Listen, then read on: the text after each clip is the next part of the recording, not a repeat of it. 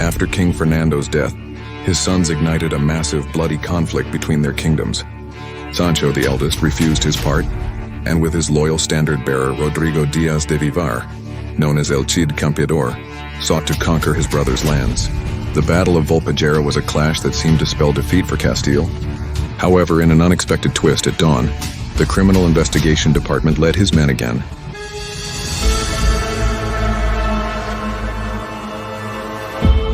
On the 27th of December of the year 1065, Fernando the Furter, king of the Kingdom of Leon, died, leaving in his will that his kingdom be divided among his 3 sons.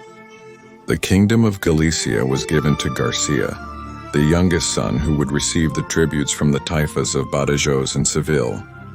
The Kingdom of Leon was given to Alfonso VI, the middle son, who would receive the tributes from the taifa of Toledo, while the eldest son received the county of Castile, which his father had ordered to be converted into a kingdom for his son.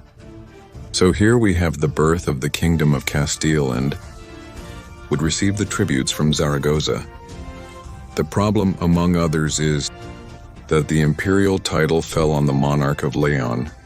Sancho appointed the Alcárez of Castilla to Criminal Investigation Department since they opposed the distribution, after the death of both their mother.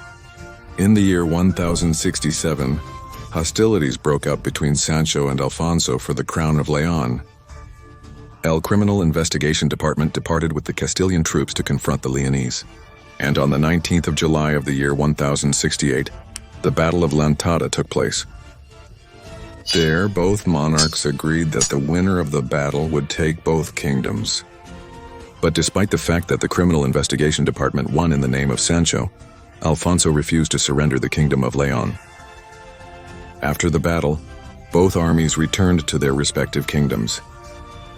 There was no new battle for the time being. Each monarch decided to strengthen their kingdom internally, although Alfonso had something else in mind. As I mentioned, the Kingdom of Leon was entitled to the pariahs from the taifa of Toledo. But Alfonso thought it was not enough, so he decided to invade the taifa of Badajoz to collect its pariahs, which, according to the testament, belonged to his brother Garcia. Be that as it may, Alfonso made it to Badajoz, and without the need for a big fight, the Taifal king gave in and agreed to swear vassalage to the Kingdom of Leon and hand over the pariahs to him. And you might ask, didn't Garcia do anything? Didn't he turn a blind eye and just carry on with his own thing? Perhaps because at that moment he was quelling the rebellion in the county of Portugal. However, it was a brutal display of weakness, so many nobles began to look suspiciously at their monarch, something that Alfonso and Sancho Y realized. On the 26th of May in the year 1069, Alfonso and Sancho signed a peace treaty, agreeing to face a common enemy, their brother Garcia.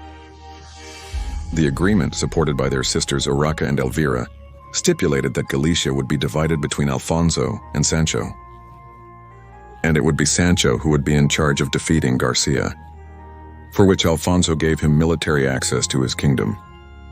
In the year 1071, the Castilian hosts crossed Leon, entered Galicia, and crushed the army of Galicia. They even managed to capture Garcia himself, who was soon exiled to the taifa of Seville. The north of Galicia was handed over to the Kingdom of Castile, while the south to the Kingdom of Leon. Would there now be peace between the two brothers? No, and now it's even more difficult. That Galician territory under Castilian power is more of a problem than an advantage, as it is not connected by land to the rest of Castile, which makes its administration very, very complicated. Now it's more of a duty than anything else to try to conquer the Kingdom of Leon, to achieve a land continuity of Castile. Therefore, at the end of the year 1071, King Sancho marched with Rodrigo Diaz de Vivar to fight against Alfonso to conquer the kingdom. They departed with their troops, and it took place on January 11th, 1072, the Battle of Golpejera. Everyone knew what was at stake that day. The victor would rule both kingdoms and the loser would be executed. imprisoned, or exiled. They were aware that they were going to fight a decisive battle that would be remembered by history. At sunrise after breakfast, both armies formed face to face, Sancho and his faithful Rodrigo against Alfonso. Without elaborate tactics, without projectiles, a tough hand-to-hand fight. Cavalry on the wings, heavy infantry in the center. After Sancho's signal, he ordered the advance of the Castilian army. Seeing this, Alfonso ordered the Leonese advance. Both armies advanced towards the center of the battlefield, and at a reasonable distance they charged one against the other. Warriors were fighting who just 7 years ago belonged to the same army and fought shoulder to shoulder. Now they were enemies. Same fighting style, similar experience, and even numbers. The front did not yield on either side. At times, the Castilian troops managed to push the Leonese center, forcing them to retreat.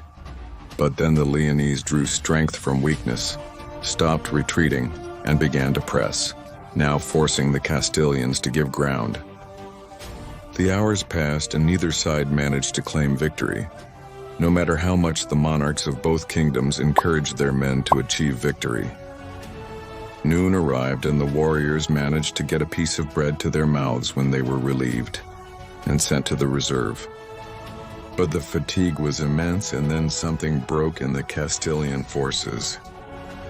Sancho's troops began to retreat. The wings were dangerously giving way, and Rodrigo was going from side to side, instilling courage in his men in the name of the king. The sun began to set on the horizon, and the icy night began to gain ground, causing the temperature to drop rapidly. These were not conditions to fight, let alone if what was expected was a retreat. Sancho ordered the retreat. The Castilian troops turned around and fled from the battlefield. Alfonso. The Leonese had won.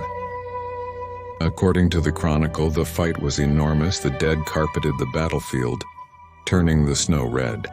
Alfonso had before him the possibility of ordering the pursuit of the Castilian army, which was in retreat. But, considering that his men were exhausted, reluctant to attack retreating Christians and fearful that the Castilians would ambush him at night, he did not order any pursuit. Sancho was devastated, his army shattered, scattered across the Palatine Plain, the icy fields, the falling snow, and morale was at rock bottom. But then Rodrigo Diaz de Vivar came to his side and with a firm voice told him, "As long as there is a king and swords to defend him, is it possible to turn the tide of fate?" It was no time for laments. Sancho regained his morale and with his loyal standard-bearer, marched across the Palatine Plain. Gathering his army, not all was lost. The Castilian army was united again. The machinery of the kingdom was back in motion. For the Galicians and the Leonese, the war had ended. For the Castilians, it had only just begun.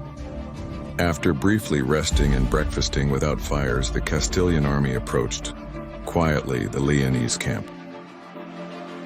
The closed night of full winter prevented them from being spotted by the guard pickets. The snow muffled their footsteps and the icy wind carried the sounds to distant lands. The Leonese had spent the night celebrating and were now resting. At the break of dawn, Sancho launched his battle cry.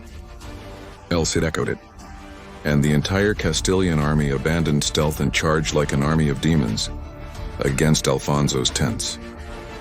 There was no need for the pickets to sound the alarm. Everyone knew the Castilians were coming, but no one was prepared. Small groups of Leonese and Galicians offered timid resistance, but they were swept away by the Castilian momentum. And it's that a victory tastes good, but a victory just a few hours after a defeat tastes 1,000 times better. Alfonso's soldiers were crushed, executed, and taken prisoner. An hour earlier, they were the masters of the Kingdom of Leon and Castile. Now they had nothing. Alfonso himself fled from the battlefield, but was captured shortly after. That same day, the 12th of January, Sancho entered the city of Leon, where he was crowned monarch of the Kingdom of Leon. However, he faced opposition from the Leonese nobility. And this is a problem. Remember, we are in the Middle Ages, and the power of a king is not absolute, but is based on the power of his nobility. So monarchs have to keep their nobles happy, and indeed numerous nobles opposed to Sancho took up arms.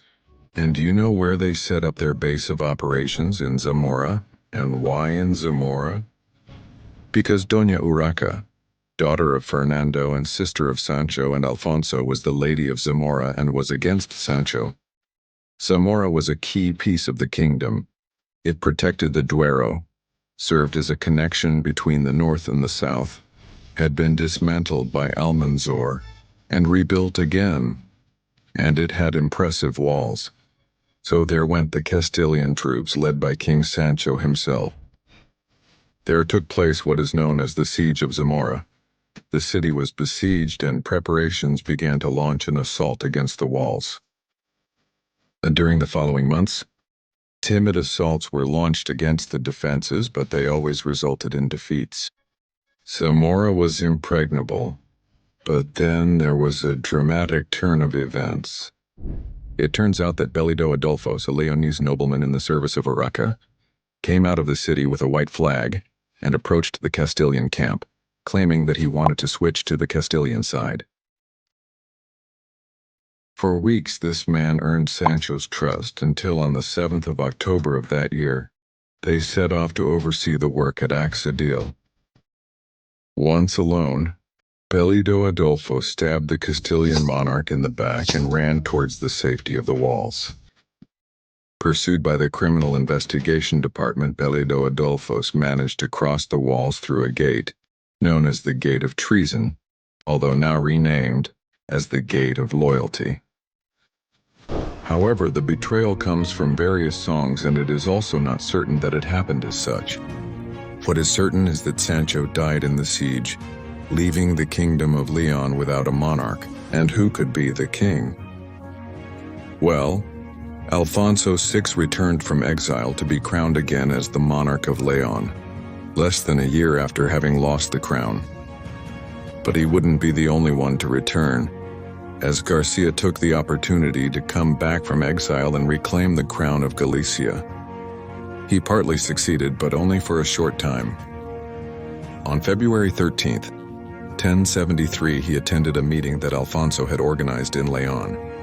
Honestly, I don't know what Garcia expected from that meeting, given the struggles of the past few years, but as it was, I think it was to be expected.